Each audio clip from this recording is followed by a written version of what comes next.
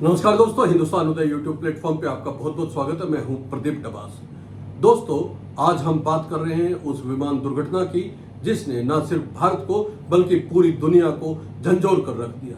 अहमदाबाद में air India की flight A171 crash हो गई। इस हादसे के बाद एयर इंडिया और एयर इंडिया एक्सप्रेस ने विमान हादसे के फ्लाइट नंबर 171 को बंद करने का फैसला लिया। आमतौर पर किसी घातक विमान हादसे के बाद एयरलाइंस उस फ्लाइट को या उसके नंबर को इस्तेमाल करना बंद कर देती है। 17 जून से अहमदाबाद लंदन गेटविक रूट की फ्लाइट A1171 की जगह A1159 के नंबर से चलेगी। शुक्रवार से ही बुकिंग सिस्टम में जरूरी बदलाव कर दिए गए। इस हादसे के बाद सवालों का सिलसिला भी थमने का नाम नहीं ले रहा है। क्या वाकई में इस विमान को उड़ान भरने की अनुमति नहीं मिलनी चाहिए थी? क्या फ्लाइट में तकनीकी खराबी थी या फिर इंसानी भूल ने ले ली इतनी जिंदगियां? चलिए शुरुआत करते हैं उस सबसे पहले सवाल से जो हर किसी के जहन में है।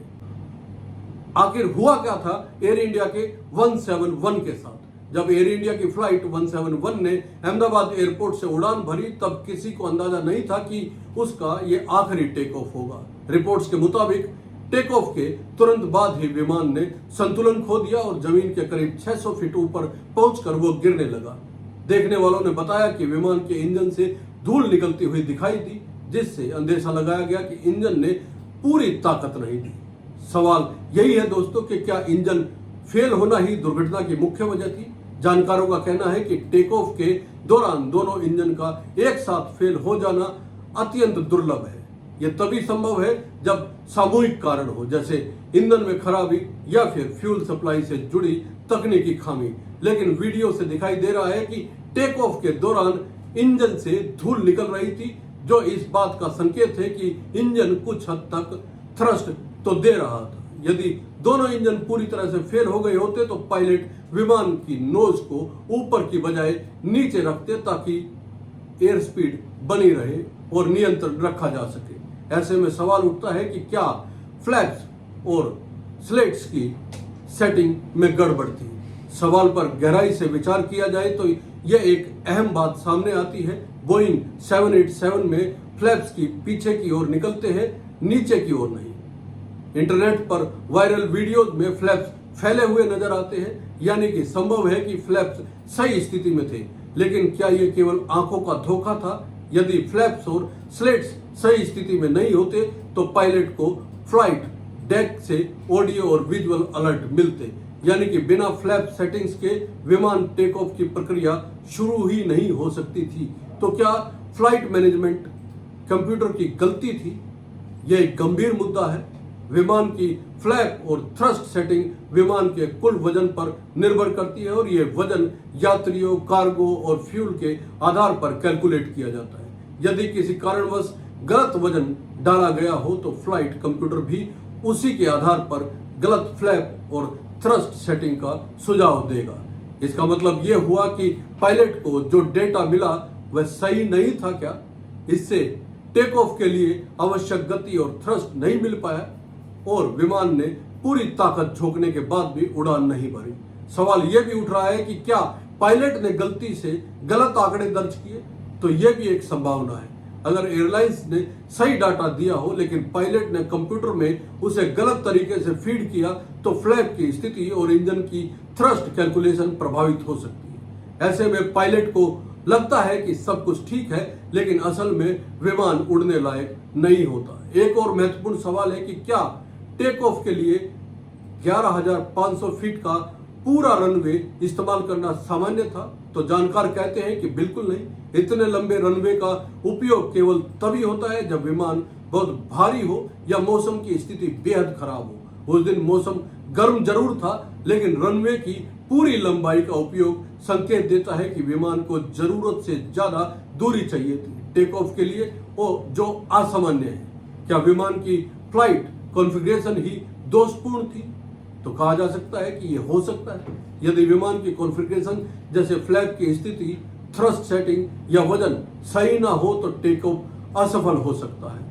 कंप्यूटर इन सारी सेटिंग्स को कैलकुलेट करता है, लेकिन यदि इनपुट गलत हो तो आउटपुट भी गलत होगा दोस्तों। ऐसे में सवाल उठता है कि अगर इंजन चालू थे फिर क्रैश कैसे हुआ। इस सवाल का जवाब ये दे सकते हैं कि विमान के नोज एंगल और एल्टीट्यूड प्रोफाइल से इसका जवाब मिल सकता है। टेक ऑफ के बाद विमान लगभग 625 फीट की ऊंचाई तक गया, जो बेहद कम है।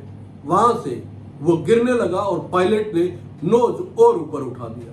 शायद उसे गिरने से रोकने की आखिरी कोशिश थी, लेकिन ऐसा करने से एयर स्पीड और कम हो गई और विमान स्टॉल हो गया, यानी कि यह आगे बढ़ने की गति खो गया और गिर गया।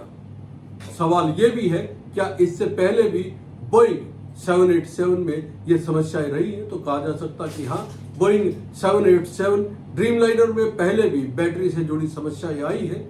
इन समस्याओं के चलते कुछ समय के लिए इन विमानों को ग्राउंड भी किया गया था। हालांकि इस दुर्घटना में बैटरी का सीधा संबंध नहीं माना जा सकता है, लेकिन जांचकर्ता ये जरूर देखेंगे कि क्या कोई इलेक्ट्रिक फॉल्ट तो नहीं था जिसने विमान के कंट्रोल सिस्टम को प्रभावित किया। सवाल यह भी है कि किसी पैसेंजर ने इमरजेंसी विंडो खोल दी थी क्या? सोशल मीडिया पर कई तरह की अफवाहें चल रही है, लेकिन सच्चाई यह है कि बोइंग 787 में प्लग डोर सिस्टम होता है जो कैबिन प्रेशर के कारण उड़ान के दौरान खुल ही नहीं सकता। यानी यह तकनीकी रूप से असंभव है।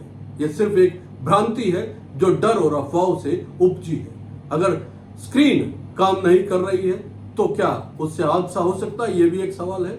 सीट बैक स्क्रीन का काम न करना सीधा कारण नहीं बनता है, यह हम आपको बता दें, लेकिन यह एयरलाइंस की रखरखाव की गुणवत्ता पर सवाल जरूर खड़ा करता है। यदि छोटी मोटी समस्याओं को अनदेखा किया गया हो तो यह संभव है कि बड़ी खामियों को भी नजरअंदाज किया गया होगा। क्या विमान की ऊंचाई और आसपास की भौगोलिक स्थिति ने बचाव के मौके सीमित कर दिए थे? तो हम कह सकते हैं कि बिल्कुल।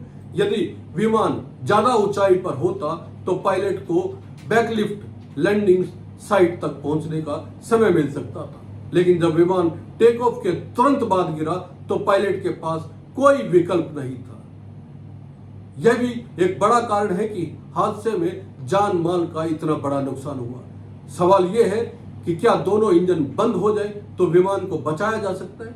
तो जानकार कहते हैं कि अगर दोनों इंजन फेल हो जाए तो भी पायलट विमान को ग्लाइडिंग मोड में किसी सुरक्षित जगह पर उतार सकते हैं। 2009 के मेरिकल ऑन द हडसन की घटना इसका सबसे बड़ा उदाहरण है, जब एक एयरबस विमान पक्षियों से टकराकर इंजन फेल होने के बाद भी न्यूयॉर्क की हडसन नदी पर सुरक्षित उतारा गया। अब आता है कि सबसे बड़ा सवाल, इस हादसे की जांच कैसे की जाएगी? जानकार कहते हैं कि जांच 2 चरणों में होती है। पहले चरण में फ्लाइट के data recorder, cockpit wire recorder, ground camera footage और चश्मदीद गवाहों की प्रारंभिक डेटा इकट्ठा किया जाता है। दूसरे चरण या कहें कि दूसरा चरण लंबा होता है। इसमें विमान के हर हिस्से की फोरेंसिक जांच होती है। इंजन, फ्लैप, कंट्रोल सिस्टम और इलेक्ट्रिक यूनिट्स को खोलकर देखा जाता है।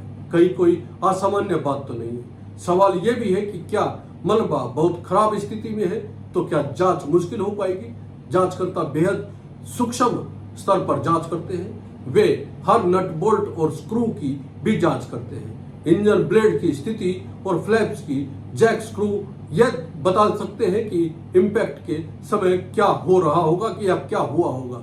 यही सारी जानकारियां मिलाकर इस हादसे की असली वजह सामने आ सकती है। बात करते हैं कि अब तक कितने बोइंग 787 और 8 अब तक दुर्घटनाग्रस्त हो चुके हैं। तो बोइंग 787 ड्रीमलाइनर का इतिहास अब तक बहुत सुरक्षित रहा है। 1100 से ज्यादा विमान दुनिया भर में सेवा में है और यह पहली बार है जब इस मॉडल का कोई विमान इस प्रकार क्रैश हुआ है। यही वजह है कि इस हादसे को लेकर पूरी दुनिया की नजरें भारत की जांच एजेंसियों और बोइंग कंपनियों पर टिकी हुई है। दोस्तों, इस दुर्घटना ने एक बार फिर से हमें यह सोचने पर मजबूर कर दिया है कि क्या हम वास्तव में हवाई यात्रा को उतना सुरक्षित मान सकते हैं जितना हम सोचते हैं, या फिर अंदर ही अंदर कुछ ऐसा चल रहा है जो दिखाई नहीं देता लेकिन जानलेवा हो सकता है। इस हादसे की जांच से जो भी निष्कर्ष निकलेंगे वो न सिर्फ भारत के लिए बल्कि पूरी दुनिया की एविएशन इंडस्ट्री के लिए बेहद महत्वपूर्ण होंगे।